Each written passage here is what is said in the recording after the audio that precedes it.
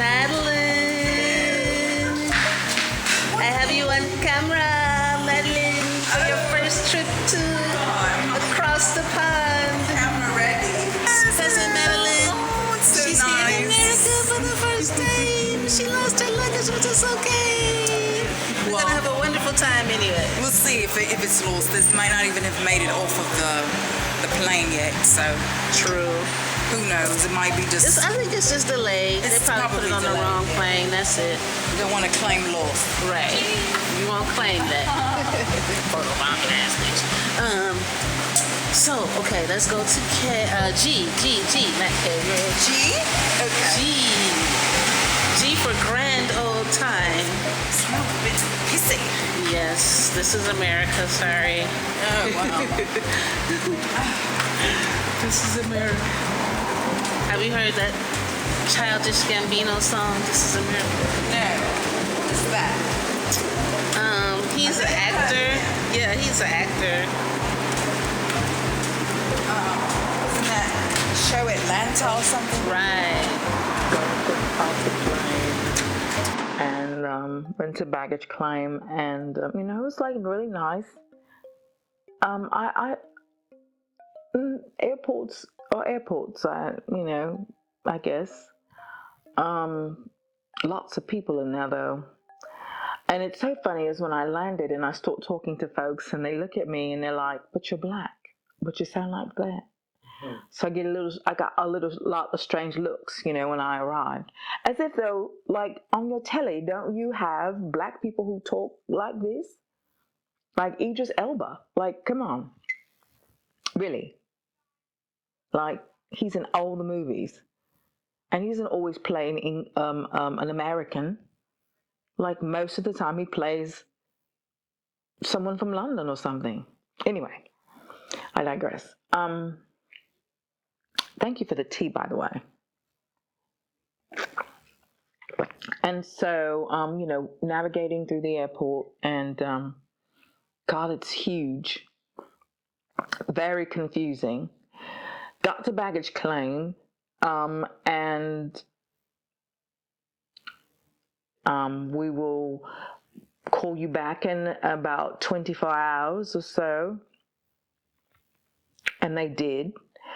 And some bloke just forgot to take my bag off the plane. Simple as that. So crazy. But I understand because, people overworked and people are tired, and, who knows what that old bloke had going on at home. Let me go back. Let me rewind. I met my cousin and I hadn't seen her ever. We corresponded, and my father had talked about his family in America and all of that, and him being in the service over in the UK, and how he hated America and how hard it was for black people here, and he felt more accepted in the UK, which I find really interesting because we had our own, and our history is not like perfect, Very fearful, very insecure.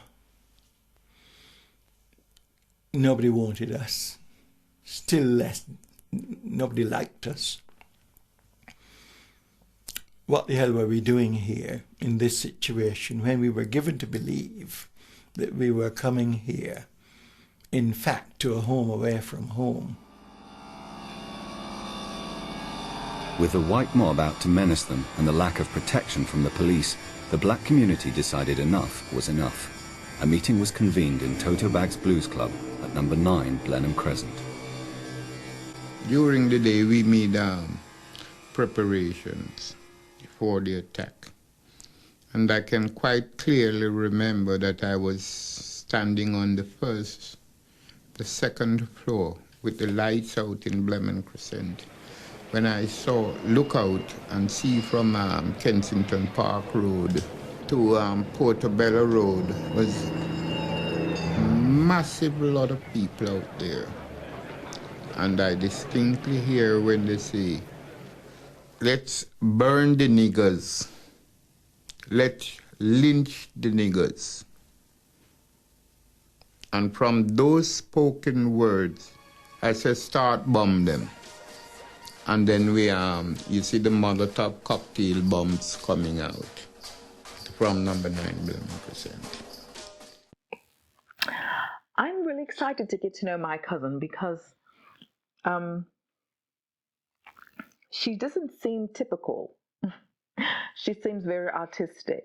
And so one of the things, and the reason I say this, because soon as I navigated my way through the maze of the airport, there she was holding a camera as I exited the building and into the garage. And I was like, is she filming me now?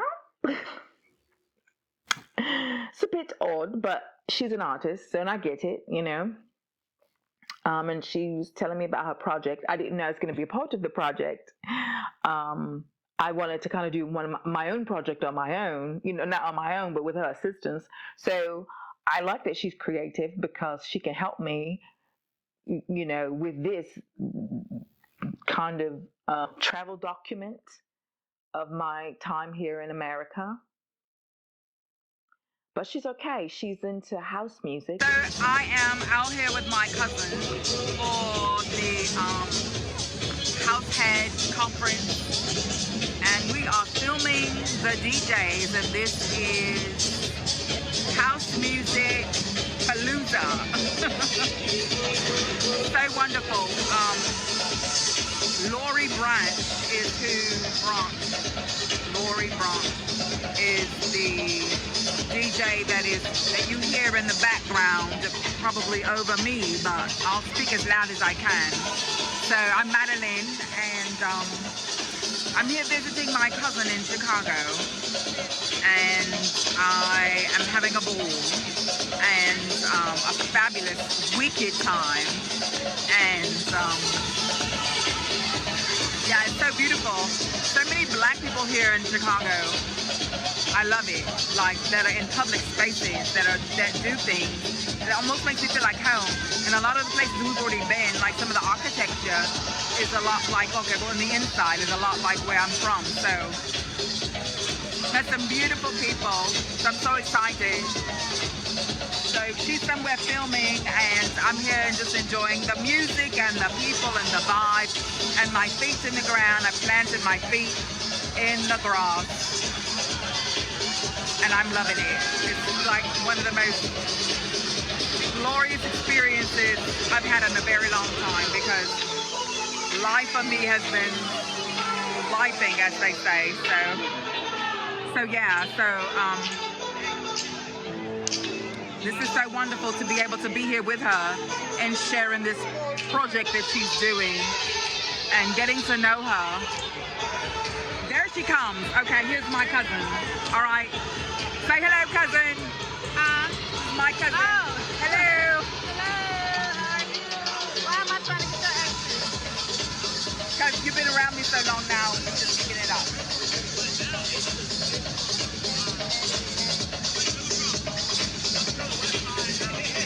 Which we have in the UK, like a lot of the DJs here, music has transferred over there, so we got a lot of it there, and we have so many like genres of music, like techno, the house, so many jazz, so many genres of music. But I'm excited to get to know her. Her hair is beautiful. Her skin is flawless. She's just really nice too. I didn't know what quite to expect, and I mean, I assumed she was nice because, she immediately, when I reached out, she immediately was like, "You can stay with me and my mum." I hope we get on really well, and I hope that we become best cousins or best friends. Her music, she's a musician as well. Time time is an illusion to feel okay with all of our delusions. Yeah, time is just an illustration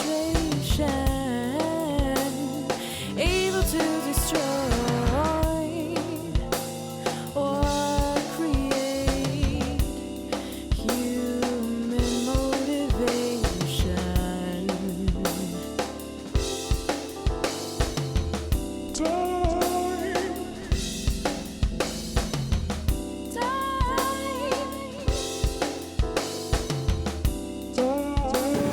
I would like to have a wedding but not get married. I just want the party and the dress. I don't want you to be my bridesmaid. Okay. Marry yourself.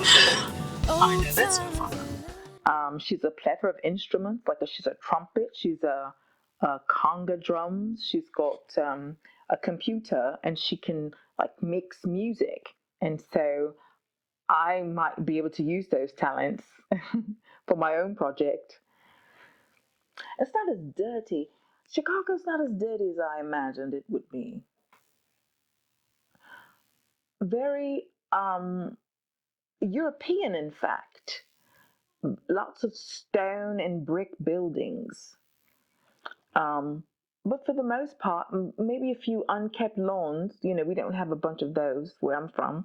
Maybe in the countryside you'll have a bit of green space, but most of it's all bricked or cement. But kind of clean. Love that we're by the water because it reminds me of home. Although no one wants to go into the English Channel. Talk about dirty. Lots of potholes. Do they not use your taxes properly? Some buildings, look very well kept, and then some of them, I don't know how those people get on because it looks like abject poverty. It looks like the city doesn't care how the people are living. The landlords don't care, it looks like, in some places. In some places, just maybe a few blocks over. It's nice.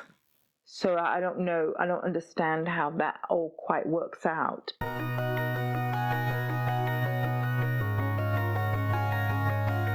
While Black Americans had been coming to Chicago prior to the 1850s, it was not until the start of World War I that the period known as the Great Migration began. Industries in the North were facing significant labor shortages, and the European immigration was restricted. Recruiters looked to the South, encouraging African Americans to move north where wages could be 3 times higher. Between 1914 and 1919, approximately 1 million Black people moved north in what was known as the first wave of the Great Migration. Migrants continued to move to the north in large numbers through 1930, as documented in The Black Metropolis by St. Clair Drake and Horace R. Caton. Leaving their home states of Alabama, Arkansas, Florida, Georgia, Kentucky, Louisiana, Mississippi, North Carolina, Oklahoma, South Carolina, Tennessee, East Texas, and Virginia, most sought northern states for job opportunities, improved education for their children, the ability to vote, and to flee violence. The Illinois Central Railroad, along with many steel mills and factories, provided free railroad passes for Black people to migrate to the area.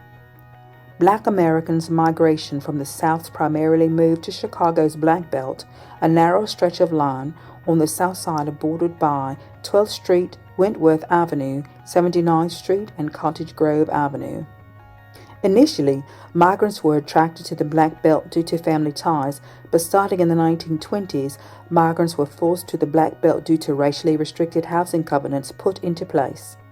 According to the Philly Tribune, one day in 1917, over 600 Black families applied for 53 apartment units in Chicago.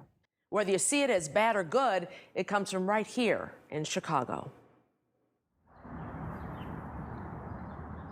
Merriam-Webster defines a suburb as an outlying part of a city or town. or smaller community adjacent to or within commuting distance of a city. Its first use dates back to the 14th century England, but the impact of what the word would go on to mean politically, financially, and socially was decided much closer to home.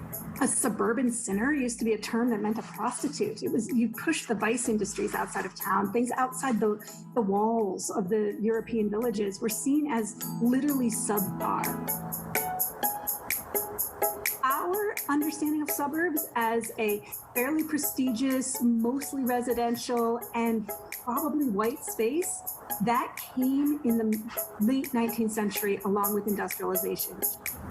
There's a reason why the word suburb implies white, and the word urban, at least until quite recently, implied black. From the very construction of many of the newer suburbs that were built right after World War II, there were conditions written into the loans that developers had to get from the banks in order to build those properties that said, if you sell any of your newly built properties to blacks, you cannot get this loan. The spatialized, racialized color line was reinforced not just through the bureaucratic forms of redlining, but also through people bombing other people's apartments, people destroying it. In Chicago, people got punched at the communion rail in church because parishes worried about African Americans coming in. Most Chicagoans of a certain age have a vague memory of blockbusting, which was when speculators would come into white urban neighborhoods and say, black people are coming, we're going to buy your property for a little less than you paid for it, but you'll be lucky to get out at all. One of the tools that real estate developers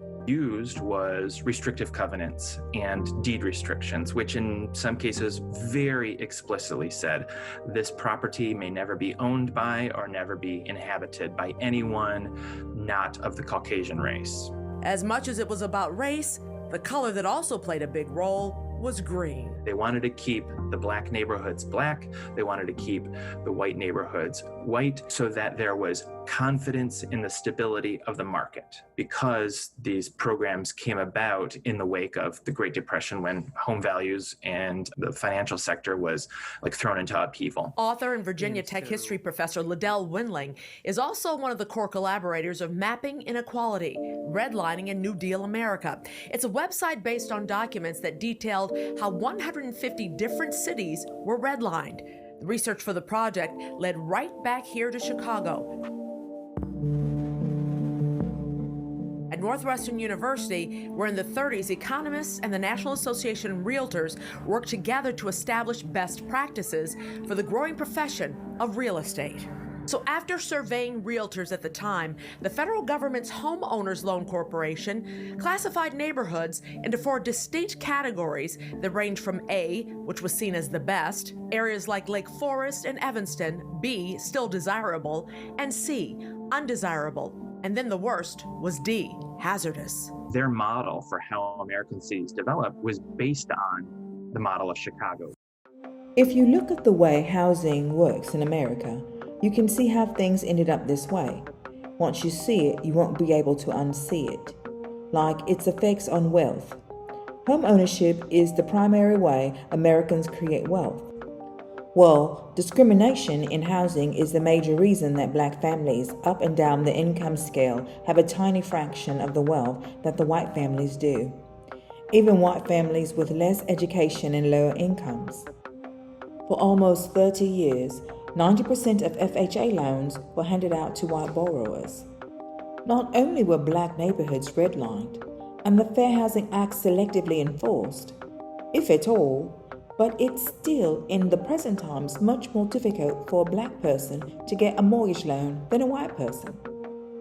The primary way that Americans pay for public schools is through property taxes.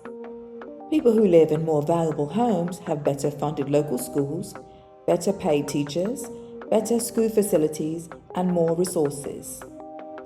These policies have created a dystopian feedback loop. The better the schools in that neighborhood, the more the homes in that neighborhood are worth, meaning the property values are higher, and the higher property values mean more taxes, which means better schools, and so on and so forth. Because of the urban planning that benefited richer, whiter neighborhoods, people of color are more likely to live near industrial plants that spew toxic fumes, they're more likely to live far away from grocery stores with fresh food and in places where the water isn't drinkable. They are more likely to live in neighborhoods with crumbling infrastructure and in homes with toxic paint. Chicago's segregation is best explained on a map. You have your north side, you have your south side, and you have your west side. To the east is the lake. Those terms, north, south, and west, have subtle meanings that relate to the racial segregation of Chicago. And so when you say the north side, people are sometimes subtly meaning the white side. And the south side, especially today, is predominantly black. And so when you say the south side, you are subtly meaning the black side. Chicago is very territorial. Like for me growing up, it was, okay, I know not to go to Bridgeport. Like this is a place that's not really welcoming to African Americans. This geographic segregation is no accident. It was engineered over years of deliberate policies. Very interesting. Anyway, I'll have to check in with her about that. But the people running it, unless her mom was saying to me earlier that unless you complain about stuff, nothing gets done. And I quite find that a bit disturbing because it is quite a beautiful city. I mean, like on a whole, there is this mirrored beam in the middle of the downtown. Like you can see yourself or see, but it's obscure because it's I don't know what it's called. I think it's in she promised to take me there, Millennium Park, I believe.